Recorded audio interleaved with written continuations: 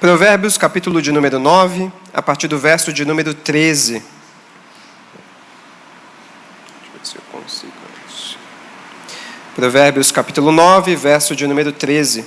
Diz assim, na minha versão: a insensatez tola mostra insensatez e não sabe nada. Senta-se à porta de casa ou em uma cadeira no alto da cidade e chama os que passam por ali para seguirem o seu caminho. Venham cá, ó simples, e diz aos que não têm entendimento: as águas roubadas são doces, e o pão que se come às escondidas é gostoso e saboroso. Mas eles não sabem que ali estão os mortos, e que os convidados dela estão nas profundezas da sepultura. Esses pequenos versos é tirado do livro inicial, que talvez vocês deram uma olhada por aí, Hábitos Escravizadores. Hábitos escravizadores, o autor vai tratar acerca do tema de vícios, dos hábitos que consomem o seu tempo e que consomem a sua produtividade. Como qualquer pessoa no mundo, nós temos ali algo que nós investimos muito tempo. Pode ser algo bom, como pode ser algo ruim. Mas, devido ao pecado, nós que somos crentes, temos também a facilidade de transformar coisas boas em coisas ruins. Com muita facilidade, nós invertemos as coisas. Então, objetos que são bons são transformados em pequenos deuses. Pessoas que são boas são transformadas também em pequenos deuses. Isso tudo por conta do pecado. Então, antes de começar, eu quero trazer para vocês algumas bibliografias do nosso material. Então, ali nós temos os 3 autores bíblicos que tem nesse material, que o Henrique vai compartilhar com vocês, tá bom? Que vão tratar acerca do vício. O primeiro deles é o Coração do Vício.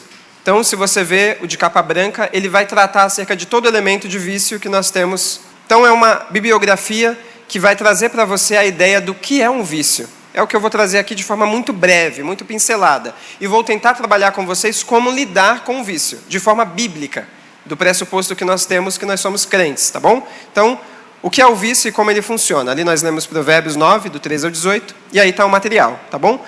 O Coração do Vício é o primeiro deles. Ele nos dá uma perspectiva bíblica de que, se você crê no quarto livro que não está ali, mas que está aqui na minha mão, que é a Bíblia, que ela tem o poder de transformar o seu coração e de que Deus sustenta todas as coisas pelo poder da sua palavra, então nós cremos que a mesma palavra que sustenta todas as coisas e que sustenta o seu coração nessa noite é capaz de lhe ajudar, lhe encorajar em qualquer desafio nessa vida, independente do que seja.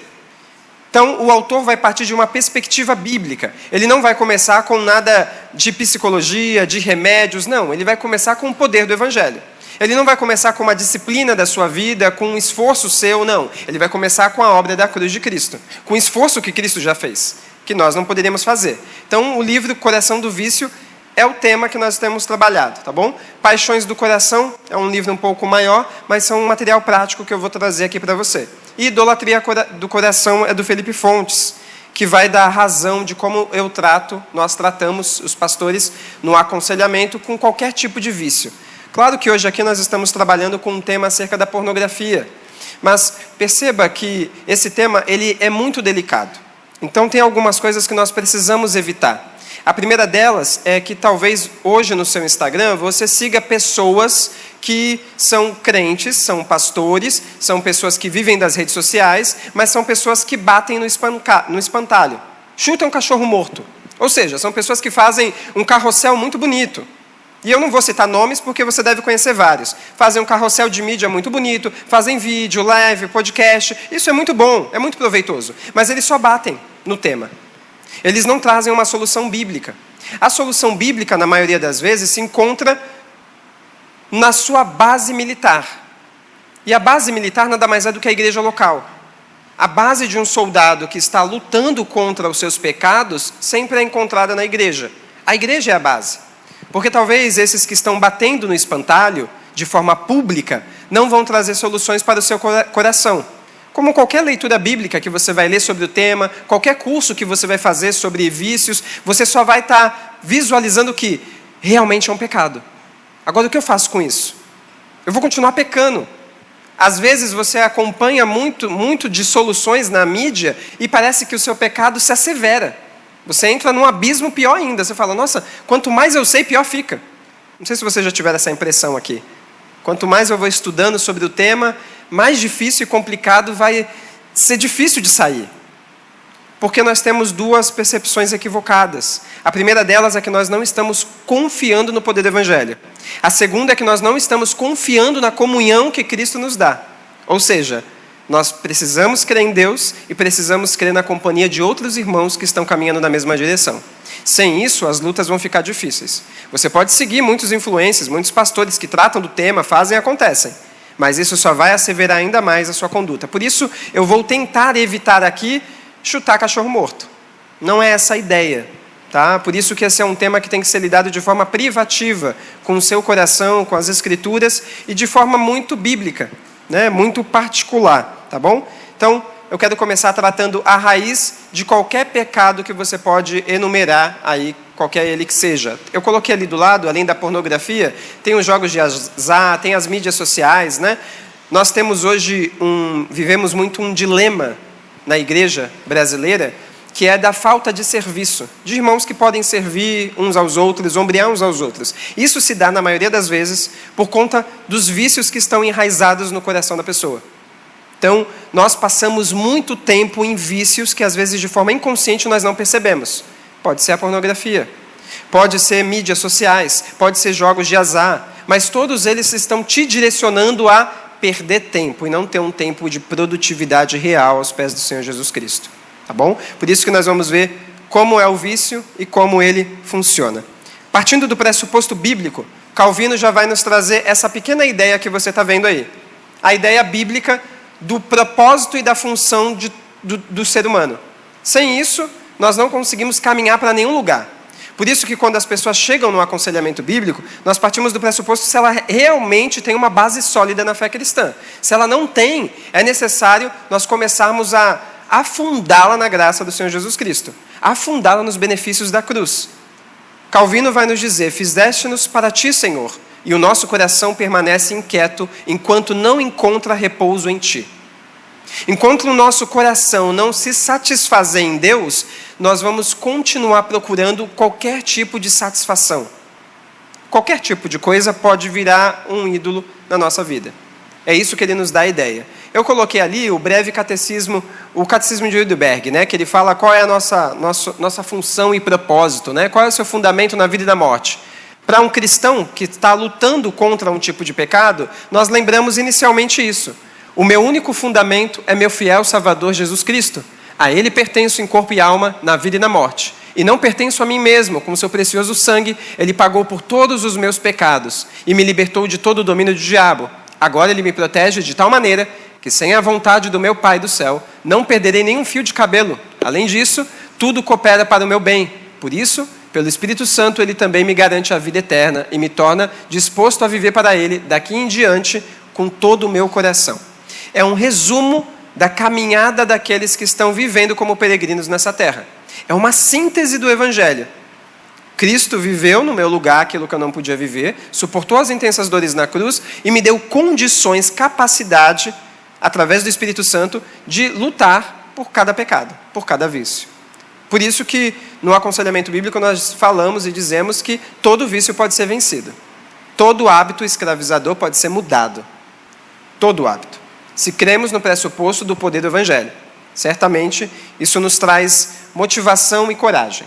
Agora, se eu estou num vício, qualquer que seja lá que nós estamos trabalhando nessa noite, por que eu faço desse vício um investimento no meu tempo? Por quê? É uma pergunta que nós começamos a fazer. Por que fazemos o que fazemos? Por que eu penso de tal forma? Por que eu estou agindo dessa forma e reagindo dessa maneira? Aí nós voltamos para as Escrituras. A síntese que um dos autores vai nos trazer é: queremos o que Deus diz que não se pode ter, e amamos o que Deus diz que não se deve amar, e valorizamos muitas coisas que Deus não valoriza, e não valorizamos as coisas que Ele valoriza. Ou seja, nós não queremos Deus, nós não queremos uma satisfação plena de conhecer a Deus na sua palavra e na sua revelação. Nós não queremos confiar em Deus. Talvez, em último caso, né, como a maioria dos casos que que eu lido, no aconselhamento bíblico sempre chega casos com a granada já explodiu, sabe? Já está o caso totalmente, tem que catar os cacos, colar os corpos, porque está tudo destruído. Porque a pessoa vai na percepção de que o que ela está fazendo é algo que não traz consequência. Não vai ter nenhuma inconsequência. Às vezes eu ouço, muito as pessoas falando, não, mas não está ferindo ninguém. Ninguém está vendo, não tem consequência. Só se for na sua cabeça. Mas as consequências em breve sairão, talvez vocês tenham visto no último encontro, da transformação do seu cérebro, de como ele vai sendo impactado por qualquer tipo de hábito que vai te escravizar. Ele vai distorcer a sua visão, ele vai distorcer a sua vida de tal maneira que vai te causar muitas implicações. Por isso, nós devemos lembrar que nós nunca queremos o que Deus quer. Nós não amamos aquilo que Deus deseja que nós amemos. E até mesmo na vontade de Deus nós somos contrários. Por isso nós fazemos o que fazemos. Por isso nós amamos a questão dos vícios. E onde nós começamos? Nós começamos tratando do coração. Esse é um âmbito que tem muito debate hoje, porque se você for para todas as áreas, ninguém consegue passar um scanner e entender o coração. Talvez o único livro que mostre de forma muito clara o que é o coração é a Bíblia. Os outros estudos científicos, filosóficos, seja lá o que for, é apenas meras suposições. Mas a Bíblia dá um radar perfeito do que é o coração. E nos dá um rastro do porquê estamos fazendo tais tipos de comportamentos e atitudes. É no coração que a gente começa a entender do porquê, ou a entender quais são as raízes que estão surgindo ali. Tá bom? Então toda a luta acontece no coração. E no estado caído da humanidade, os nossos desejos saudáveis pelas coisas deste mundo tornam-se mal direcionados. Ou seja, tudo que você faz, tudo está mal direcionado. Tudo. A forma como nós nos relacionamos, a forma como nós usamos um celular, a forma como nós usamos um computador, a forma como nós trabalhamos, a forma como você pensa em lazer, todas essas coisas são, na maioria das vezes, mal direcionadas. E aí nós vamos ver mais para frente o que interfere nessas direções da nossa vontade e do nosso desejo. Tá bom? E a raiz de todos os vícios são os desejos que foram projetados para Deus e são mal direcionados. Ou seja, quando o homem é criado, o nosso estímulo de desejo é sempre direcionado para Deus. Mas após a queda, o nosso desejo é direcionado para qualquer lugar, menos para Deus. Isso começa a trazer para nós consequências e implicações severas. Então, o que é algo bom, como um celular, que é um produto desenvolvido pela tecnologia para nos dar acesso à comunicação, informações e tudo mais, se torna, na mão de um mini pecador, uma ferramenta de desgraça.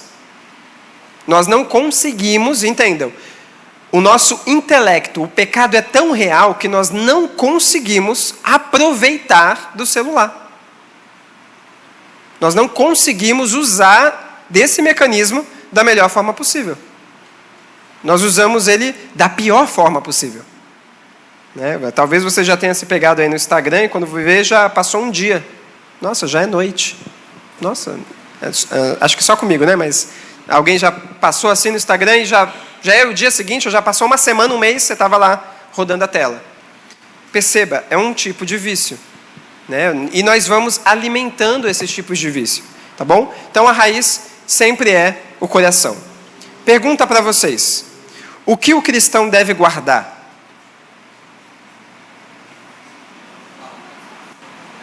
O coração. A única coisa que a Bíblia nos diz que nós devemos guardar é o coração. E por que devemos guardar o coração?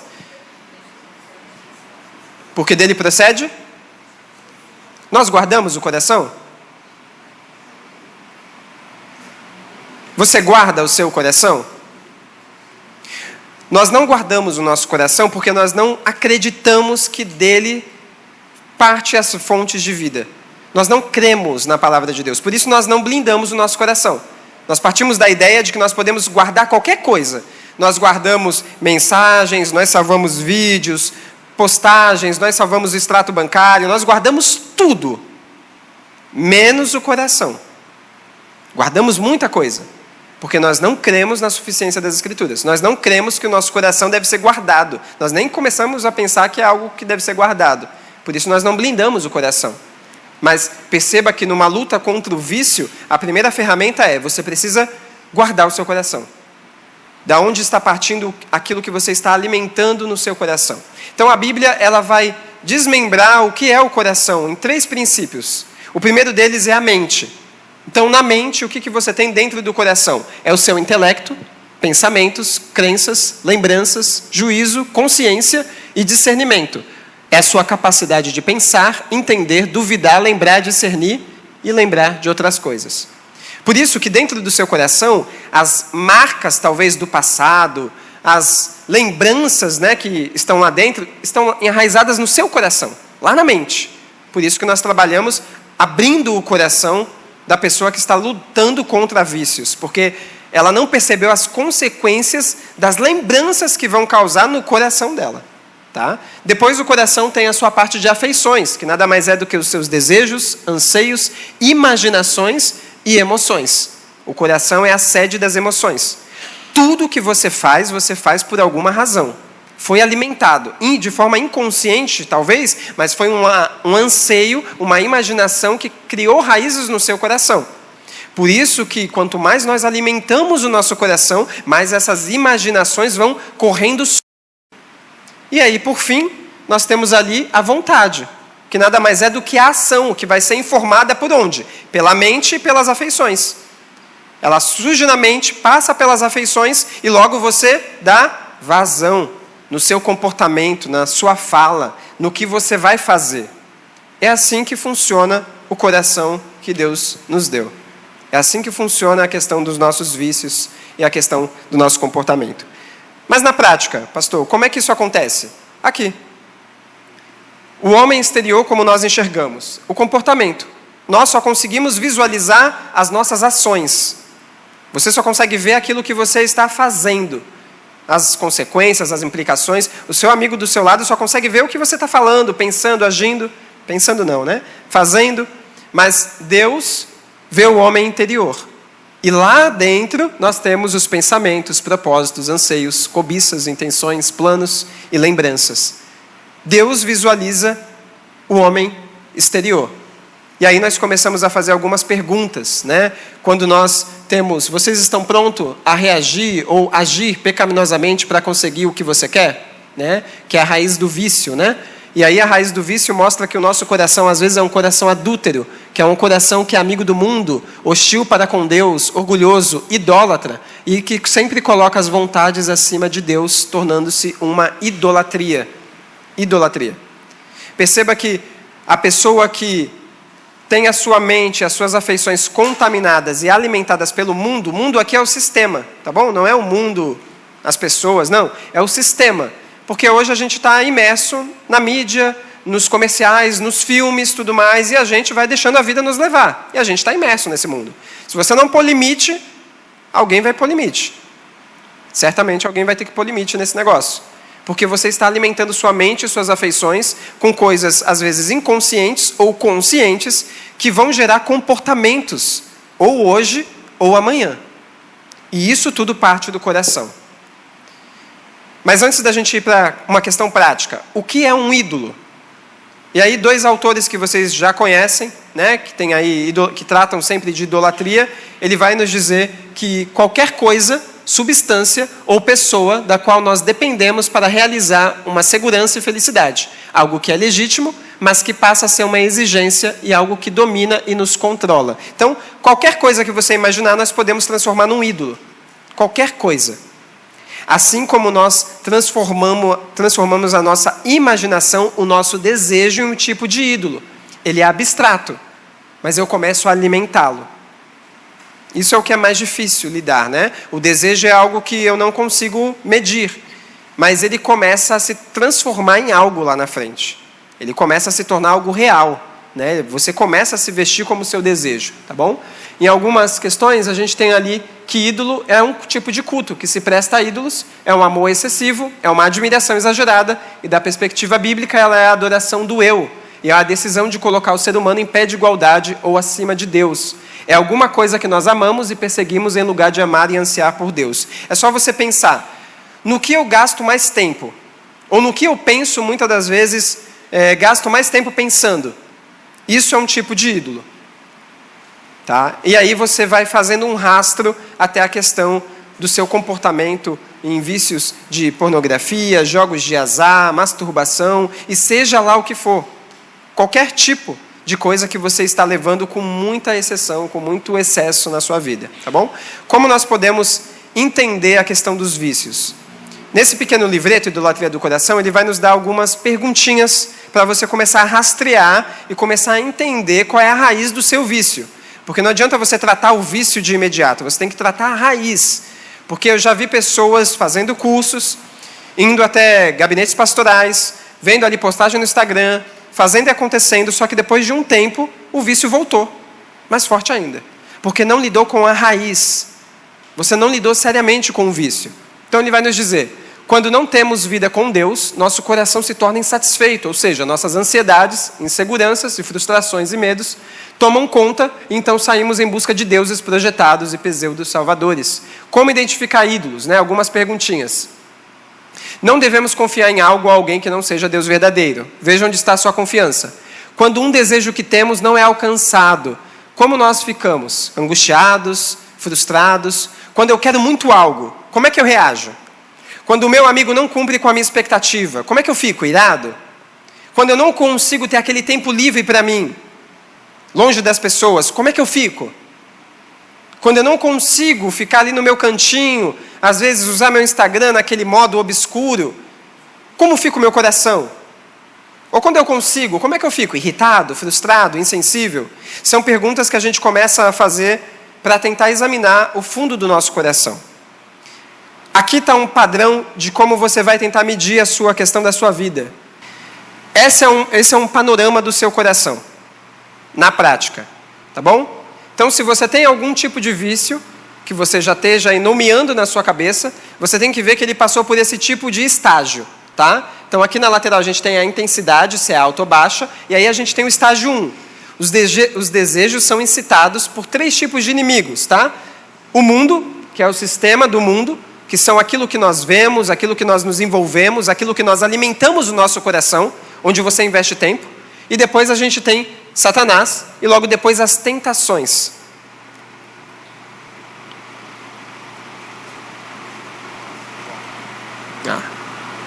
Vivendo e aprendendo. E nós temos aqui as tentações. Tentações nada mais é o que tem origem no seu coração, que você alimentou na sua mente e nas suas afeições. Então esse é o estágio 1. O estágio 2, o desejo se torna mais forte, e eles são concebidos e crescem. Logo depois tem o estágio 3, que ninguém fala sobre isso. São os efeitos da ilusão, cegueira, impiedade e incredulidade. Então, o que é um cristão que está vivendo no vício? Qualquer vício, seja de caráter ou de comportamento. Ele é alguém que está iludido, cego pelo pecado, ele tem um viver ímpio, ele não tem frutos, então ele tem um viver ímpio e ele é incrédulo. Logo depois, quando você atingir essa barreira da resistência, você já caiu na escravidão. Você se tornou um escravo do vício. Ou seja, os fortes desejos vão superar a sua resistência. E essa é a frequência que você vai se entregar, nada mais é do que a cobiça. Você se entrega com uma frequência muito grande ao vício e você se torna um escravo do vício. O que isso te traz? A cobiça vai te trazer uma questão que você acha que é uma autogratificação imediata. Então, se eu estou magoado, eu vou buscar consolo. Se eu estou faminto, eu vou buscar satisfação no pecado. Isso vai me gerar ira, comiseração, medo, descontentamento, poder, controle, autorrecompensa, conforto. E aí nós temos aquelas questões que nós tratamos no caráter do cristão, né? Ingratidão, insensibilidade, falta de sinceridade, falta de serviço, ansiedade, frustração, procrastinação, valores invertidos, falta de propósito, vitimismo, manipulação, desconfiança, mentira e aí por diante.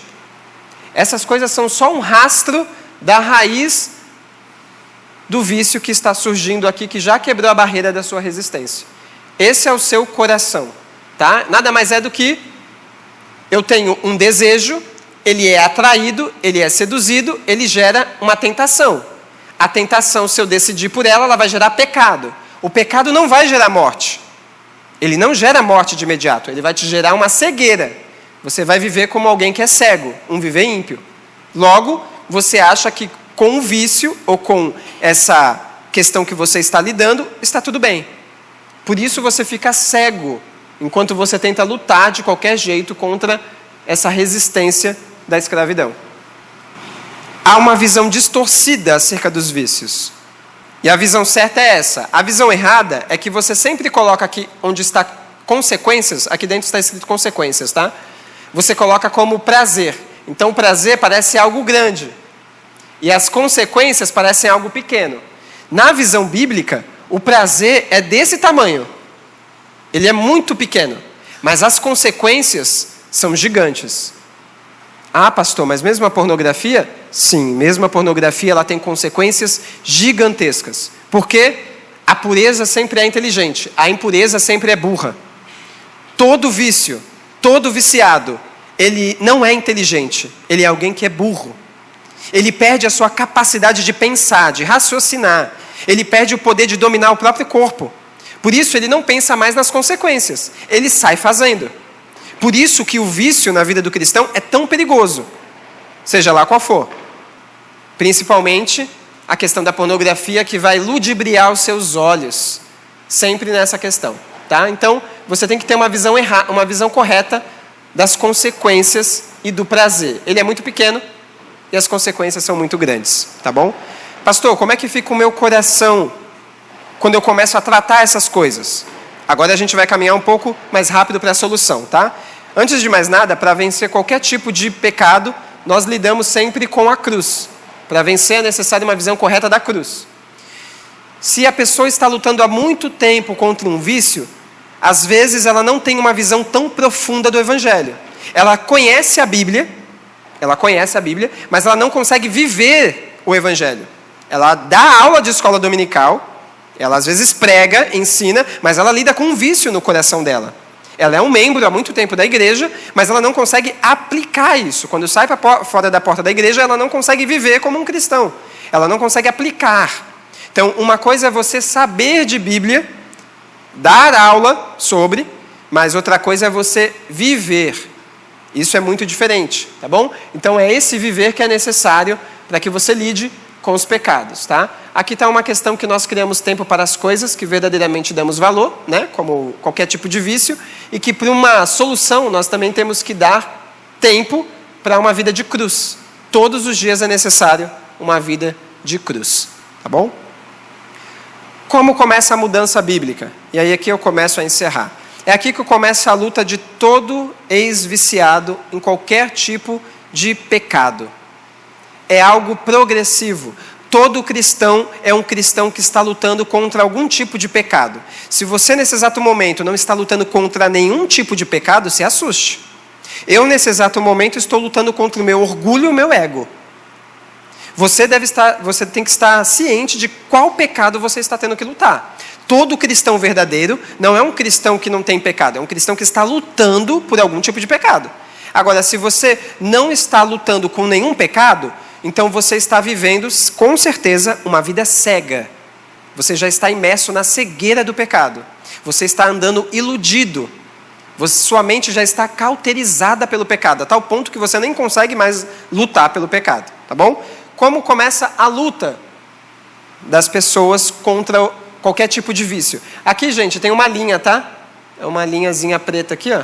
Ela vai... Então, a pessoa inicia o seu aconselhamento bíblico, o seu tratamento com a Bíblia. Então, ela aprende algumas verdades que ela conhecia, mas nunca aplicou no seu coração. Ela aplica essa verdade. Aí ela sai do gabinete toda feliz. Nossa, não sabia isso de Bíblia, isso vai me ajudar. Ela vai para o seu trabalho, para os seus estudos, e ela volta. Nossa, pastor, pequei. Aí vem o pecado. Aí ele vem com a mente contrita. Aí ele busca a verdade. Aí aqui a gente começa a lutar com a renovação da mente da pessoa. A gente começa a substituir o erro através da confissão de pecados e a confissão também a Deus e às pessoas. A gente começa um tipo de prestação de contas. Logo depois a pessoa sai. E ela volta. Nossa, pastor, de novo, veio a tentação. E agora eu já substituí o pecado por tentação. Porque agora ela já sabe discernir o que é tentação. Tentação vem do próprio coração dela. Então ela já sabe, eu fui tentado, pastor, e caí. Opa, vamos lá de novo. Aí a gente começa a despojar e renovar. Ela tem que retirar hábitos. Talvez ela tenha que cortar alguns hábitos. Mudar alguns ritmos na sua rotina. Como qualquer adolescente que já é um adulto, como qualquer jovem que já é um adulto. Nós temos na nossa sociedade muitos benefícios, mas nós temos poucas responsabilidades e deveres. Uma criança de 11 anos, a que a gente comenta muito que já é viciada em pornografia, recebeu aos 7 anos um tablet. Um benefício, sem responsabilidade, sem limites. Com toda certeza, a criança com 9, 10 anos vai ter um vício. Não tem limites. Não foi ensinada e educada. Então aqui é um processo de educar o seu coração a retirar e colocar. Aplica a verdade, vive para a glória de Deus. Alegria. Vem de novo um tipo de provação. Aí a pessoa novamente se entristece. Vem um tipo de atendimento, amputação radical. A gente entra com uma amputação radical. E aí aplicamos a verdade. A pessoa aprende a verdade, ela confia no poder de Deus, ela olha para a cruz. Perceba que o pecado começa a ser minimizado. E a cruz aqui começa a ficar maior. Essa é a ideia. É uma santificação progressiva.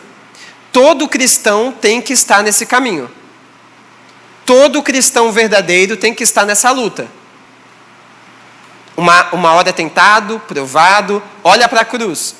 O pecado minimiza e vai. Pastor, pequei de novo. Vai para a cruz. Mas aí chegamos naquele dilema. Pastor, de novo eu vou ter que ir para a cruz, mas eu não estou sentindo nada. Eu vou pedir perdão de novo, vou orar de novo. Eu não sinto arrependimento. Onde na Bíblia diz que nós precisamos sentir? Não tem nenhuma avaliação de que o seu emocional pode liderar esse crescimento em santidade. Nem o seu racional. Por isso você tem que crer na obra de Cristo, na cruz. E aí você olha para a cruz. Muitos dos meus aconselhados, eles sempre chegam no gabinete, pastor, eu pequei de novo. Eu falei, é aquele mesmo caminho. Siga o mesmo caminho. Não, mas não é possível. É o mesmo caminho. É o mesmo caminho da graça. É aos pés do Senhor Jesus. Você vai continuar olhando para a cruz. E o pecado vai sendo minimizado. Você vai continuar se retirando, colocando, aplicando a verdade e indo. Tudo isso com 2 princípios. Nós encorajamos as pessoas, porque elas vão falhar e essa falha vai guiar a pessoa para a cruz. Não é sentir, mas é confiar e viver para a glória de Deus. E nós vamos sempre atingindo a mudança bíblica, que é um processo. A maioria das pessoas tenta desistir desse processo. Mas Hebreus 12:4 vai dizer que nós não lutamos ainda até o sangue contra o nosso pecado. Por isso que todo vício começa lidando no coração. A raiz vem no coração. E a pessoa vai tendo uma gradativa, né? Uma gradativa no poder do Evangelho, um crescimento gradativo no poder do Evangelho. Essa é a ideia do coração humano. Esse é o coração de um cristão. Esse aqui é um desenho que eu peguei. Esse desenho vem limpo, tá? A gente começa com essa árvore limpa. Aqui nós escrevemos acerca do desejo. Depois nós colocamos cruz, cruz, cruz e a cruz. E aí a pessoa vai elencando todos os seus vícios, né? Todas as suas questões. Tá bom? E aí você vai perceber que o que a pessoa tem aqui na raiz? Medo, temor, reconhecimento, poder, prazer, bens. Essas coisas vão trazendo frutos que são falta de identidade, manias de julgar, mentiras, vício, pornografia, álcool, ilusão, egoísmo, ira, grosseria, preguiça, insatisfação, omissão, falta de fé, ansiedade, temor de homens, ganância, má conduta e por aí vai.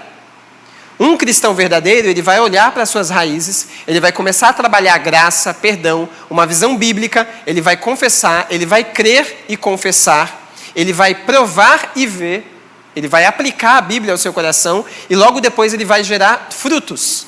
Ele vai ter domínio próprio, ele vai ter longa paciência com ele mesmo, bondade, benignidade, piedade, amor e temor a Deus. É assim que o coração vai criando frutos, enquanto aqui ainda temos alguns anseios de vícios. É sempre um arrependimento consciente. E aí nós vamos criando escudos para proteger esse coração. Ou seja, a pessoa vai saber que todos nós lutamos contra esse tipo de vício. Homens e mulheres lutam contra a pornografia. Hoje todos lutam. É claro que aqui eu sempre vou aconselhar homens. O ideal é sempre que mulheres sejam aconselhadas por outras mulheres nesse tipo de vício que nós estamos lidando hoje, tá bom? E é uma luta sempre no coração, tá bom? Sempre é o Espírito Santo que nos traz convicção e mudança. E é sempre uma questão de mudar as nossas afeições. Nós amamos o pecado e aí você vai odiando o pecado. Logo ali depois a gente odeia o pecado. A gente presta contas, a gente busca maiores alegrias, não mais em amar o pecado, mas em buscar amar as coisas que Deus diz que devemos amar. E a gente vai reduzindo o acesso ao pecado, vai construindo boa teologia e vai vivendo para a glória de Deus.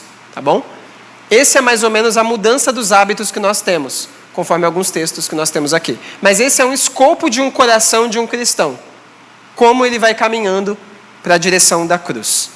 Como isso acontece? Ficou um pouco escuro, mas aqui só para você entender, a pessoa parte de um sistema, né, de uma mudança de hábitos mundanos, tá? Para uma mudança que é um padrão bíblico, tá? Aqui, numa pessoa que vive muito de forma ímpia, sem ser pela Bíblia, ela tem uma consciência fraca. Então ela só vai ser ativada a sua consciência sempre pelo critério errado, né? A culpa dela vai se basear em padrões errados. As pessoas que chegam assim, elas têm que serem retreinadas na Bíblia. Sempre na Bíblia. Já nós temos pessoas que têm uma consciência destreinada. Ela nunca foi ensinada pela Bíblia. Então ela não vai ter culpa. Ela não vai sentir culpa. Porque quando você sente culpa depois do pecado, nada mais é do que o Espírito Santo te conduzindo a recorrer a Cristo. Então nós treinamos essa pessoa na Bíblia. A consciência cauterizada, ela não é mais ativada por nenhum senso crítico. Nem bíblico, nem nada. Nem nenhum tipo de julgamento. Então ela não vai ter culpa. Logo, quando ela chegar na Bíblia, a Bíblia vai condená-la. Esse primeiro item aqui é o que está acontecendo hoje na igreja brasileira. Nós temos pessoas que conhecem a Bíblia, ou dizem conhecer, elas têm uma mente cauterizada, que não é ativada pela Bíblia, elas não têm culpa, e quando elas chegam nas Escrituras, elas só veem condenação. Por isso que quando você segue muitos influencers, né, ou pastores da internet, você não é aconselhado direito. Você só vai sentir mais peso e mais condenação. Não vai nem te trazer culpa, tá bom? Mas o padrão correto é uma consciência bíblica, que é ativada pela verdade, que vai te lembrar das consequências, vai te trazer culpa e vai te dar uma posição e um poder para lidar com a culpa. Essa é a ideia do Evangelho. Você tem que fazer perguntas a si. Se eu sou um verdadeiro cristão, qual é o pecado que eu estou lidando nesse momento? Se nenhum pecado vier na sua mente, se assuste, porque você já está imerso na cegueira espiritual. Se você não conseguir dar nomes aos bois, você não é um cristão que está lutando contra algum tipo desses pecados aqui. Você não está numa santificação progressiva. Mas nós somos aqueles que examinam o próprio coração, examinamos a nossa própria conduta e lutamos contra a mentira, contra a inveja, contra algum vício de fala, de linguagem, de relacionamento, contra alguma coisa que nós estamos alimentando o nosso coração. Então você tem que sair daqui pensando, qual é o pecado que eu estou lidando, tá bom? E por fim, como nós começamos a lidar com os vícios? Ora, qual é a primeira ferramenta que Deus nos dá que pode muito em seus efeitos? A oração. Tudo bem que assim como nós começamos dizendo que nós devemos guardar o coração, mas nós não estamos guardando o coração, da mesma forma, nós não confiamos na oração. Nós não guardamos o coração e não confiamos na oração. Por isso, toda pessoa que está tratando de um vício, nós começamos ensinando ela a questão da oração. Porque na oração nós vamos normatizando aquela ideia de crescimento entre lutas e batalhas. Lutas e batalhas. Lutas e batalhas. Tá bom? Essa aqui é uma oração que o John Street coloca no seu livro. É uma oração bem antiga que ele usa também, mas ela diz: Senhor Jesus, eu peco e permita que eu jamais deixe de sentir pesar pelo pecado, que jamais esteja contente comigo mesmo, pensando que posso alcançar um grau de perfeição. Mate a minha inveja, controle a minha língua e esmague meu eu. Dá-me graça para ser santo, bondoso, manso, puro e pacífico, para viver para o Senhor e não para mim mesmo, para imitar as tuas palavras, ações e espírito, para ser transformado à sua semelhança, para ser consagrado inteiramente ao Senhor e para viver inteiramente para a tua glória. Livra-me do apego às coisas impuras, porque nós não conseguimos nos livrar dessas coisas impuras, das associações erradas, da predominância das paixões pecaminosas, da doçura do pecado, bem como do seu amargor, para que com a aversão ao meu eu, com profunda contrição e sondagem sincera do meu coração, eu possa chegar ao Senhor. Lança-me aos seus pés, a confiar, clamar e ser liberto por Ele. É na oração que se inicia, mas é uma oração que é consciente de que você precisa lutar contra algo. Se você não tiver algo contra lutar, nem a oração, nem o guardar o coração vai te ajudar no começo dessa caminhada. Porque você, vou repetir, você pode conhecer o Evangelho, você pode conhecer da Bíblia, você pode estar evangelizando, estar aqui no meio dos jovens e adolescentes, participar de acampamento, mas ainda assim, você não pode correr o risco de não viver para a glória de Deus. Você pode correr o risco de estar imerso numa cegueira, achando que o que você faz é normal, quando não é. Os hábitos que nós temos podem nos escravizar, podem também nos trazer sentença de morte por conta do pecado. Tá bom? Então, o que é um vício? O vício não é uma doença, tá? Ele é uma questão do coração. Ele é um pecado. O vício não é uma doença. Por isso que nesses slides nós podemos tratar qualquer tipo de vício. Mas na questão da pornografia, a pornografia já se tornou um ídolo que você alimenta, visita e vai alimentando frequentemente. Você não vê consequências, mas aquele grande círculo vai trazer consequências imediatas hoje, mas no futuro reais. O seu olho vai ficar deturpado. Você vai ver as pessoas como objeto. Você não vai ter mais sensibilidade e tato. A frustração, a ansiedade, depressão vão tomar conta do seu coração. E você não vai dar mais valor à vida, às pessoas, às coisas e principalmente a Deus. Você é santo, salvo no Senhor Jesus Cristo, mas ainda assim você vive uma vida medíocre, não é uma vida abundante. Por isso, você como um adulto que está aqui hoje, tem que examinar o seu coração e fazer essas perguntas a si mesmo. Onde é que eu tenho investido mais tempo? Quais são os meus ídolos? Eu preciso nomeá-los. E se eu sou um cristão, qual tem sido a minha luta para que eu enxergue o processo de santificação? Você tem que levar isso mastigado para o gabinete pastoral, para o seminarista Henrique, para o seu pastor, para os seus amigos. Você tem que levar isso mastigado. Você não pode chegar simplesmente quando a granada já explodiu, quando algo pior já aconteceu, quando o vício tomou conta do seu braço, da sua mente, dos seus pés e te levou para maus caminhos. Não para maus lençóis, maus caminhos de morte, como nós lemos em Provérbios no início dessa palestra. Como eu disse, é uma pincelada, é um material apenas para expor, para que você entenda que hoje, com a graça de Cristo, você consegue olhar para a cruz e tirar os olhos do pecado. Porque quando você chega na luta do vício, quando você está aí na sua rede social com os pastores ou tratando desse tema, você volta para casa com o coração preocupado, pensando, nossa Deus, eu sou realmente pecado, eu sou realmente um pecador. E aí você fica naquela tentativa de lidar com o pecado, nossa, falhei de novo, nossa, vou contar os dias, tem até um negócio aí, né? Vou contar os dias, 30 dias sem, 60 dias sem, não vejo mais tanto tempo, tudo mais. Mas entenda, enquanto você estiver focado no pecado, você vai ficar no pecado, vai continuar lá, e vai continuar sozinho. Mas agora, quando você tira os seus olhos do pecado e foca a atenção na cruz de Cristo, no que Ele fez, esse pecado vai sendo minimizado. Esse pecado vai sendo vencido. É o único caminho. É a única proposta que nós temos para a graça do Senhor Jesus. Amém? Que Deus abençoe a sua vida.